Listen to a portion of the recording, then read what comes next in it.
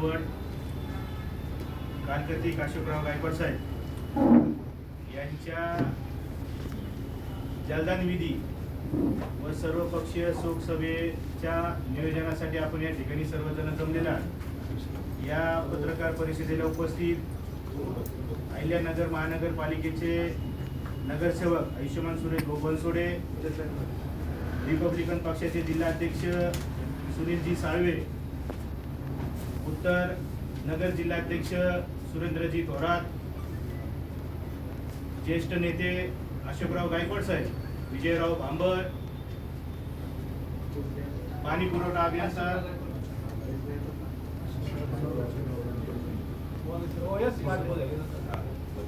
साहेब व सर्व सन्माननीय फुले शाहू आंबेडकरी चळवळीमध्ये काम करणारे सर्व कार्यकर्ते व पदाधिकारी, आपण 9 तारखेला अशोकरावांचे चिरंजीव हर्षल दादा गायकवाड हे या ठिकाणी आलेले आहेत. त्यांना विनंती करतो की त्यांनी या ठिकाणी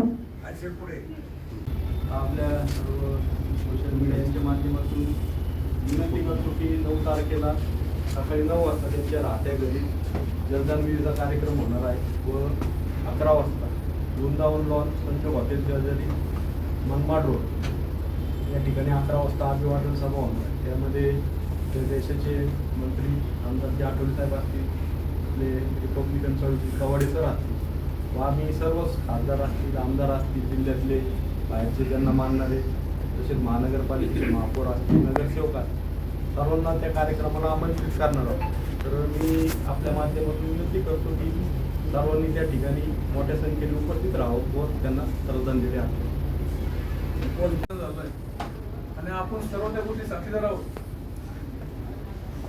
तुम्ही सुनील भाऊला किरणला जे आरपीआयचे आहेत मी त्यांना विशेषतः सांगतो, त्यांनी बऱ्याच लोकांनी आरपीआय मध्ये काम केलं, नंतर त्यांनी त्यांचे पक्ष बदलले, परंतु त्यांचं नशीब असतं की त्यांची सुरुवात पण आरपीआय झाली आणि हे पण आरपीआय झालं आणि बोलताना आपल्या अंगावर काटा येतोय. परंतु मी तुमचे जे मोर्चाचे प्रमुख टीम आहे नगरची 9 तारखेच्या, मी त्याच्या तालुक्यात मोर्चे काढले. मी जाऊन तालुक्यातील मोर्चाची सुरुवात केली पहिली, अतिशय मोठा मोर्चा लावून निघाला. नंतर मी संगमनेरला मोर्चा काढला आणि ज्या दिवशी अशोक भाऊ अंतिम होते त्या दिवशी कोपरगाव तालुक्यामध्ये मोर्चा होता आणि ती तारीख मी 3 वेळा बदलली होती आणि त्या कोपरगावच्या कार्यकर्त्यांनी, सर्व समाजाच्या कार्यकर्त्यांनी 23 दिवस प्रत्येक खेड्यापाड्यात जाऊन मिटिंग घेतली होती आणि ते सगळे माझ्या भरोसा होते. म्हणून मी माझ्या आईला माझ्या मिसेसला अंतिम पाठवलं होतं. आता आपल्या पुढे आणखी एक चांगलं कारण असं आहे, दुर्दैवाची घटना फार घडलेली आहे आपल्याला सगळ्याचा, आपल्याला म्हणजे ती हानी झाली चळवळीची. परंतु असं एक कारण आहे की मला अनेक तालुक्यातून फोन यायचे, हो नगरचा मोर्चा नव्हता केले, नगर मोर्चा नव्हता केलं. तर आपण आता काय करायचं आपण की अशोक भाऊच्या जाण्याने म्हणजे अतिशय दुर्दैवाची घटना घडली, त्या जाण्यामुळे आम्ही नगरचा मोर्चा रद्द करत आहोत. हे मुख्य कारण आपल्या मदत ठेवा, कारण समाजामध्ये आपलं ते निर्माण होते काय माहिती की तुमचा हा वाद आहे ना बाबासाहेबांच्या पुतळ्यापासून भेटलेला वाद आहे. ज्याला विरोध करते आज वर्धन विरोध करतो पहिल्यापासून, त्यांना हिच अक्कल नाही की मेल्यावर मात्र काय बोलव काय नाही. आपल्याला जो जर बाबासाहेबांच्या पडता असताना त्यांनी मेल्यावर तरी माणसाला नीट बोला असे माझी भूमिका आहे. पण तुम्ही विरोध कशाला करता हे अक्कल पाहिजे आपल्या लोकांना. ठीक आहे चळवळीत तो कोणत्या गटाचं काम करू, कोणत्या प्रॉपर मध्ये जोडू, हा भाग सोडून दे. अरे पण तो तुमच्यासाठी ग्रामीण पोलीस आला असतं, तहसील आला असतं, पंचायत समितीला गेला असतं, ग्रामपंचायतला गेला असतं, तुमचे प्रश्न मांडले असतं आणि आज तुम्ही जे भुगता त्यांच्यावरच भुगता. त्यांनी तुम्हाला शिकवलं जे झालं समोर तहसीलदार झालं, पीआय पुढे झालं, त्यांनी शिकवलंय ना. जवळजवळ 90% असं म्हणून शिकवलंय. वैयक्तिक माझा विरोध झाला असेल, मी पण चळवळ म्हणून त्या नेतेच आहेत ना. पण असं इतकं खालच्या स्तरात जाऊन टीका करणं ही अतिशय चुकीची गोष्ट आहे. आणि म्हणून माझी तुम्हाला सगळ्या विनंती, 9 तारखेचा जो मोर्चा आपण कुठं ठेवलं, ज्या दिवशी अशोक शोक सभा आहे त्या दिवशी एकत्र साईडला बसून आठवले साहेब गेल्यानंतर जेवून गेल्यानंतर मला वाटतं सुरेश भाऊने आपण तिथला डिक्लेअर करू, जेणेकरून आणि आपण डिक्लेअर करून आपण प्रेस मध्ये सुरेश भाऊ ठरवा का अशोक भाऊच्या जाण्याने आम्ही मोर्चा रद्द करतो.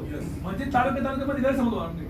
बाहेरच्या तालुक्याला माहिती नाही नगर शहरामध्ये काय चालू काय म्हणून, परंतु संगमनेरचे असतील, श्रीगोंदा पारनेर त्रांबखेड असतील, तिकडे शिर्डी राहत होते, मला म्हणतात भाऊ आपलं एवढं गाड्या न्यायचे, आम्ही कशा गाड्या न्यायचे, आम्ही राहून थांबायचं. मी सगळ्यांची सोय राहून मध्ये नाश्ता केली नंतर. पण आता मी सगळ्यात सांगतोय मला इथं नंतर मी गेलो का घरी की मी सांगले का अशोक भाऊ नंतर गेले म्हणून नगर रद्द होत आहे. आणि मी जे लोक आहेत त्याला मी सांगण्याचा प्रयत्न करणार आहे. मग त्या वेगळ्या गाड्या त्याला विनंती करू जात्या सोडू त्या विषयी, कारण आपलं ते कारण झाले सांगायसाठी आता अशोक भाऊचं. म्हणून तुम्ही सगळ्यांनी आणि अशोक भाऊला खऱ्या अर्थाने मोठी श्रद्धांजली व्हायसाठी जी तारीख आपण ठरणार आहे किरण, जी तारीख आपली 9 तारखेला ठरणार आहे, तुम्हाला सांगाल तो 14 तारखेमध्ये ज्याला ज्याला अशोक दादा गायकवाड दिवशी प्रेम आहे, ज्याला समाजाशी प्रेम आहे, पायाला भिंगरी जाऊन प्रत्येक तालुक्यामध्ये आता समिती 1300 गाव असतील 13 तालुक्यामध्ये, पण आपण किमान 13 तालुक्यामध्ये एक मिटिंग घेतली, बाकीच्या मिटिंग आम्ही घेऊ, पण तुम्ही प्रत्येकाने येऊन पायाला जाऊन पळून अशोक भाऊला आपण ते खरी सांगता दिलं असं मी सगळ्या सांगतो आणि सांगतो. जय भीम. त्यासाठी अशोकरावच्या सर्वपक्षीय लोकसभेची एक निमंत्रण पत्रिका तयार करा आणि ती निमंत्रण पत्रिका अशी असावी त्याच्यामध्ये सर्व आमदार, पालकमंत्री, सर्व खासदार, सर्व पक्षाचे जिल्हाध्यक्ष यांचं नाव टाकून ती पत्रिका तयार करा. ती पत्रिका आम्ही सर्व प्रमुख नेत्यांना ती पोच करू आणि त्यांना त्या कार्यक्रमाला उपस्थित राहण्याचं निमंत्रण देऊ. त्या शोकसभेसाठी केंद्रीय मंत्री आठवले साहेब येणार आहेत याची त्यांना कल्पना देऊ. जोगेंद्र कवडे सर येणार आहेत हे सांगू. अशोकराव गेल्यापासून जवळपास राज्यभरातून 100 पेक्षा जास्त वेगवेगळ्या पक्षाच्या नेत्यांनी फोन करून झालेल्या घटनेबाबत माहिती घेतलेली आहे. आता सुद्धा मीटिंग चालू असताना बऱ्याच नेत्यांचा मुंबईवरून फोन येतोय की 9 तारखेची शोकसभा नक्की आहे का. तर त्यासाठी भाऊ लोकसभेची निमंत्रण पत्रिका आपण तात्काळ तयार करू आणि ती पत्रिका आपण व्हॉट्सअपवर पाठवू. आणि राहिला प्रश्न, अशोकरावांनी ज्या अवकडच्या विरोधी मोर्चाचं नियोजन केलं होतं, जी क्रांतीदिनी तारीख काढली होती, त्या क्रांतीदिनीच आपण त्यांना अभिवादन करत आहोत. त्यामुळे तो मोर्चा आपण तूर्त स्थगित करत आहोत अशी प्रेस नोट करावी. कारण कुणाला शुभेच्छा द्यायचा प्रश्न येत नाही, तर इथं फक्त आपल्याला अशोकरावांना अभिवादन करायचंय, त्यांना श्रद्धांजली द्यायची, त्यांच्या आठवणींना उजाळा द्यायचा आहे. आमच्या आठवणीतले अशोकराव ही जी पुस्तिका आपण त्यांना समर्पित करणार आहोत त्याचं प्रकाशन कवडे सर करणार आहेत, आठवले साहेब करणार आहेत, या भागाचे आमदार संग्राम भैया करणार आहेत. सगळेच मान्यवर या ठिकाणी आपल्या सर्वांच्या विनंतीवरून येतील. आपण त्यांना सर्वांना निमंत्रित करून अशोकरावांना त्या ठिकाणी फक्त अभिवादनच करायचं, त्यांच्या आठवणींना उजाळाच द्यायचा. त्या मोर्चात कोण कुठे जाणार आहे, कोणाला मोर्चा शुभेच्छा द्यायच्या नाही. मोर्चा कॅन्सल म्हणजे कॅन्सलच करायचा. याच्या पलीकडे मला काही सुचवायचं नाही किंवा काही विनंती करायची नाही. माझी सर्वांना नम्र विनंती आहे की अशोकरावांनी 40-50 वर्ष 4-5 दशक समाजासाठी काम केले. समाजामध्ये खूप चढउतार असतात. नेता कार्यकर्ता समाजाची बाजू घेत असताना त्याची काय आरती ओळख नाही, त्याच्या विरुद्ध कट कारस्थान केलं जातं, त्याला ब्लॅकमेल केलं जातं, त्याच्यावर खोटे गुन्हे दाखल केले जातात, त्या कुटुंबावर हल्ले केले जाते. हे सगळे कडू अनुभव जे आहेत ते सगळ्यांनीच पचवले, त्याचे सगळ्यांनाच माहिती आहे. त्याच्यामुळे कोण कुठल्या विषयावर काय बोलतो हा ज्याचा त्याचा प्रश्न आहे. बाबासाहेब आंबेडकरांनी सर्वांना विचार व्यक्त करण्याचं स्वातंत्र्य दिलंय आणि जर त्या विचार व्यक्त स्वातंत्र्य करण्याचा तुम्ही दुरुपयोग करत असाल तो ज्याचा त्याचा प्रश्न आहे.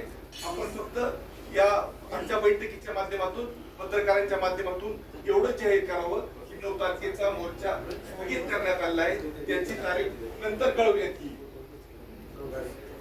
तो अशोकरावांनीच तो मोर्चा जाहीर केला होता आणि त्यांच्या शोकसभेनिमित्त तो आपण रद्द करत आहोत आणि शोकसभेसाठी सर्वांनी उपस्थित राहावं अशी सर्वांना आग्रहाची विनंती करून आणि थांबतो. मौज मजा मस्ती मध्ये रमते मन, निसर्गात नंदनवन साई बन. मौज मजा मस्ती मध्ये रमते मन, निसर्गात नंदनवन साई बन, साई बन.